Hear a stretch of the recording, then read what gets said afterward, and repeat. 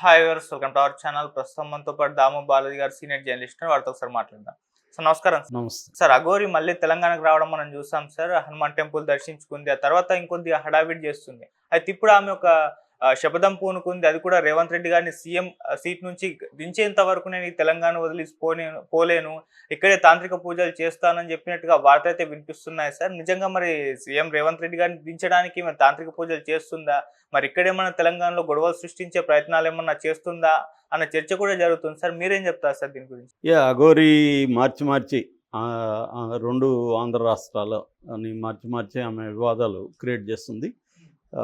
మొదట్లో యాక్చువల్గా ఆమె లడ్డూ వివాదం టైంలోనే తిరుమలకి రావడం, కాకపోతే అక్కడ ఎవరిని పట్టించుకోలేదు. ఆ తర్వాత కూడా తెలంగాణలో కూడా ఆమె వచ్చింది, కానీ ఎవరు ఇక్కడ పట్టించుకోలేదు. అయితే ఆమెకు లక్కీగా ఒక అవకాశం కలిసి వచ్చింది. అదేంటంటే కుమ్మరిగూడ, హైదరాబాద్లో సికింద్రాబాద్ ఏరియాలో ఉండే టెంపుల్ ఏదైతే ఉందో టెంపుల్లో ఈమె విగ్రహాన్ని పగలగొట్టడం, ఎవరో సల్మాన్ అనే ఒక వ్యక్తి. సో అక్కడి నుంచి ఈమె దాన్ని క్యాప్చర్ చేసుకొని పబ్లిసిటీలోకి రావడం, ఇవన్నీ చేసింది. దాని తర్వాత ఇక్కడ అనేక గొడవలకు కారణమైంది. దాంతో ఆత్మార్పణ చేసుకుంటాను అని బెదిరించడం, ఇవన్నీతో పోలీసులు ఆమె కౌన్సిలింగ్ ఇచ్చి వాళ్ళ ఇంట్లో వాళ్ళతో మాట్లాడి ఆమెను పంపించేశారు. అక్కడి నుంచి కేదార్నాథ్ వెళ్ళడం, మళ్ళీ తమిళనాడు వెళ్ళింది, మళ్ళీ ఆంధ్రప్రదేశ్కి కార్తీక మాసం సందర్భంగా శైవ క్షేత్రాలన్నింటినీ నేను దర్శించుకుంటానని చెప్పి అక్కడికి వెళ్ళింది. అక్కడి నుంచి అక్కడ వివాదాలే, అక్కడ కూడా సైలెంట్గా లేదు ఆమె. అక్కడ కూడా అనేక వివాదాలు క్రియేట్ చేసింది. శ్రీకాళహస్తిలో న్యూడిగా టెంపుల్లోకి వెళ్తానంటూ వాళ్ళు ఒప్పుకోకపోతే పెట్రోల్ పోసుకొని నేను ముట్టించుకుంటా ఉంది. కానీ అది పెట్రోల్ కాదని కూడా నిన్న వార్తలు వస్తున్నాయి. సో ఆ తర్వాత రోడ్డు మధ్యలో కూర్చొని ధర్నా చేసింది, ఎందుకంటే కారు నుంచి పడిపోతే నన్ను ఎవరు తోసిస్తారని. దాని తర్వాత కృష్ణానదిలో దూకి చచ్చిపోతాను కారుతో పాటు వెళ్ళడానికి ట్రై చేసింది. ఇలాగ అక్కడ కూడా పోలీసులు తల పట్టుకునే పరిస్థితి క్రియేట్ చేసింది. ఎందుకంటే ఈమె ఎక్కడున్నా ఇప్పుడు జనం కూడా విపరీతంగా వచ్చేస్తున్నారు పెద్ద ఎత్తున. ఎందుకంటే జనానికి ఏదో ఒక పాత కురవత కొత్త వింతలాగా ఒక కొత్త అవతారంలో కనబడేసరికి వచ్చి కాళ్ళకు మొక్కడాలు, ఇంకా రకరకాల వ్యవహారాలు చేస్తున్నారు. దాంతో లా అండ్ ఆర్డర్ ప్రాబ్లం. రెండోది ఈమె ఏంటంటే ప్రతి చోట ఒక వివాదాల క్రియేషన్ అనేది ఆమెకు బాగా అర్థమైపోయింది. మీడియాని ఎలా వాడుకోవాలి, వివాదాలని ఎలా క్రియేట్ చేయాలి. ఏం లేదు, సింపుల్, నేను చచ్చిపోతానని చెప్పడమే, అంతకంటే ఎక్కువ వివాదాలు అవసరం లేదు.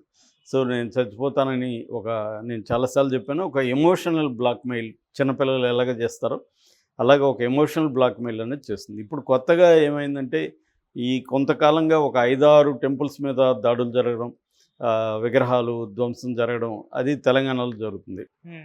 అంటే ఒక ప్యాటర్న్ లాగా జరుగుతుంది.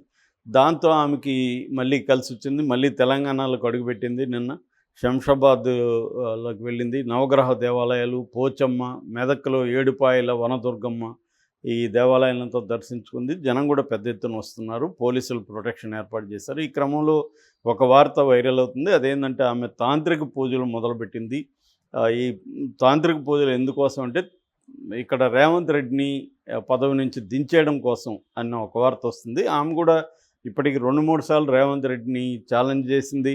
నీకు దమ్ముంటే నేను తెలంగాణలోకి వస్తానన్ను, నువ్వు ఆపు చూద్దామని ఛాలెంజ్ చేసింది. దాని తర్వాత రేవంత్ రెడ్డిని దించే వరకు నా పోరాటం ఆపను, ఎందుకంటే ఇదంతా రేవంత్ రెడ్డికి తెలిసే జరుగుతుంది అని కూడా ఆమె వార్నింగ్ ఇచ్చింది. బట్ కాంగ్రెస్ నాయకులైతే ఇప్పటివరకు ఎవరు కూడా పెద్ద స్థాయిలో స్పందించట్లేదు. ఈమె స్పందిస్తే అనవసరమైన ఇంపార్టెన్స్ ఇచ్చినట్టు అవుతుందని వాళ్ళు సైలెంట్గా ఉన్నారు. సో పోలీసుల స్థాయిలోనే ఈమెను డీల్ చేస్తున్నట్టుగా మనకు కనబడుతుంది. సో ఇప్పుడు పోలీసులు ఈమెను ఒక 6 నెలల పాటు బహిష్కరించాలి అన్న ఆలోచనలో ఉన్నట్టుగా తెలుస్తుంది. ఎందుకంటే గతంలో కూడా కత్తమహేష్ను, ఇంకొక స్వామిని అలాగే బహిష్కరించారు. అలాగా ఇప్పుడు కూడా ఎందుకంటే ఇది న్యూసెన్స్ లాగా తయారైంది, రోజుకొక గొడవ క్రియేట్ చేస్తుంది. సో అందువల్ల బహిష్కరిస్తే సరిపోతుంది అన్న ఆలోచనలో ఉన్నట్టుగా ఉన్నారు. ఒకవేళ అది చేయకపోతే ఈమె రోజుకి ఇంకా తెలంగాణలో కూడా ఇది చేసే, అక్కడ ఆంధ్రప్రదేశ్లో ఈమెను బార్డర్ దాటించి పంపించారు. తెలంగాణలో ఒకసారి ఆల్రెడీ బార్డర్ దాటించి మహారాష్ట్రలో వదిలేసి వచ్చారు. అయినా మళ్ళీ ఆమె వచ్చిందంటే ఆమెకి వివాదాల నుంచి బయటకు పోవడం ఇష్టం లేనట్టుగా కనబడుతుంది. నిజానికి టెంపుల్స్ దాడులు అనేవి బీజేపీ పేటెంట్. మామూలుగా ఎక్కడ టెంపుల్స్ దాడులు జరిగినా బీజేపీ రంగంలోకి దిగి బీజేపీ చూసుకుంటుంది. కానీ ఇప్పుడు ఆ పేటెంట్‌ని ఈమె తీసుకుంది. అట్లాగే సనాతనం అనేది ఈ మధ్యకాలంలో పవన్ కళ్యాణ్ పేటెంట్. దాన్ని కూడా ఈమె తీసుకుంది. ఇప్పుడు ఆమె 2 డిమాండ్లు ప్రధానంగా చేస్తుంది. ఒకటేమో సనాతన ధర్మం కోసం నేను పోరాడతానని ఒకటి చెప్తుంది. రెండోదేమో మహిళల భద్రత. ఈ 2 చెప్తుంది. ఇందులో మహిళల భద్రత అంటే అందరికీ అర్థమవుతుంది. ఆమె మహిళల భద్రత కోసం ఏం చేయాలో చెప్పట్లేదు. మహిళల భద్రత కోసం నేను పోరాడతానంటుంది. అంటే మహిళల భద్రత కోసం పోరాడడం అంటే ఏంటి? నీ ప్రోగ్రామ్ ఏంటి? ఏం చేయాలి? ప్రభుత్వం మహిళల భద్రత కోసం ఏం చేయాలి కొత్తగా? ఏమన్నా కాంక్రీట్ ప్రపోజల్స్ కానీ, కాంక్రీట్ ప్రోగ్రామ్ కానీ ఆమె ఏమీ చెప్పట్లేదు. ఇప్పుడు అనేక మహిళా సంఘాలు పనిచేస్తున్నాయి. మహిళల భద్రత కోసం అనేక సంస్థలు పనిచేస్తున్నారు. వాళ్ళకు ఒక ప్రోగ్రామ్ ఉంటుంది. ఏదన్నా జరిగినప్పుడు వాళ్ళు వెళ్ళి చేయడం. ఇప్పుడు అనేకం జరుగుతున్నాయి. ఆ స్పెసిఫిక్ ఇన్సిడెంట్లకు సంబంధించి మేము ఎప్పుడూ రావట్లేదు. మరి నెక్స్ట్ ఏమన్నా అది కూడా రంగంలోకి దిగుతుందేమో చూడాలి. రెండవది సనాతన ధర్మాన్ని కాపాడడం. అదైతే విచిత్రం. ఎవడికి సనాతన ధర్మం ఏందంటే ఒకడు చెప్పుడు. సనాతన ధర్మం ఏంటి? దాని డెఫినేషన్ ఏంటి? దాన్ని ఎందుకు కాపాడాలి? అది ఎందుకు ప్రమాదంలో ఉంది? ఎవరి నుంచి ప్రమాదంలో ఉంది? దాన్ని కాపాడడం అంటే ఏంటి? ఎందుకు కాపాడాలి? ఎవరికి ఉపయోగం దాన్ని కాపాడడం వల్ల? ఈ విషయాలు చెప్పట్లేదు. ఎప్పుడైనా మనం ఒక డిజైర్ కానీ, ఒక లక్ష్యం కానీ ప్రకటించినప్పుడు దాన్ని డిఫైన్ చేయాలి. అసలు ఏంటి అని డిఫైన్ చేసినాక దానికి కాంక్రీట్ ప్రోగ్రామ్ ఏంటి, ప్లాన్ ఏంటి, ఇవన్నీ ఉండాలి. అవేవి లేకుండా వీళ్ళు పవన్ కళ్యాణ్ కానీ, ఈమె కానీ ఇలా చాలామంది సనాతన ధర్మాన్ని ఊగిపోతా మాట్లాడడం. అంటే ఎప్పుడు విషయం లేనప్పుడు ఊగిపోతుంటారు. లాజిక్ లేనప్పుడు ఎమోషన్ డామినేట్ చేస్తుంది అన్నట్టుగా వీళ్ళ దగ్గర లాజిక్ లేదు, విషయం లేదు. కాబట్టి ఊగిపోతూ ఎమోషనలైజ్ చేస్తూ చేయడం అనేది మనకు కనపడుతుంది.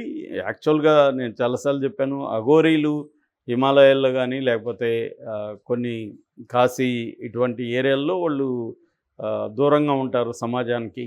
ఎక్కువగా వాళ్ళు ఐసోలేటెడ్గా ఉంటారు. శ్మశానాల్లో తిరగడం, శవసాధన చేయడం, శవాల మీద కూర్చొని ధ్యానం చేయడం, శవాల కాలిన బూడిదను ఒంటికి పూసుకోవడం, ఆ కపాలంతో ఒక భిక్షపాత్ర మార్చుకొని దాంట్లోనే భోంచేయడం, అవసరమైతే అప్పుడప్పుడు ఆ శవాల్లో కొద్దిగా మాంసాన్ని తినడం, ఇలాంటి ఒక ఎక్స్ట్రీమ్ వాళ్ళు. ఎందుకంటే శైవ సెక్ట్ అది.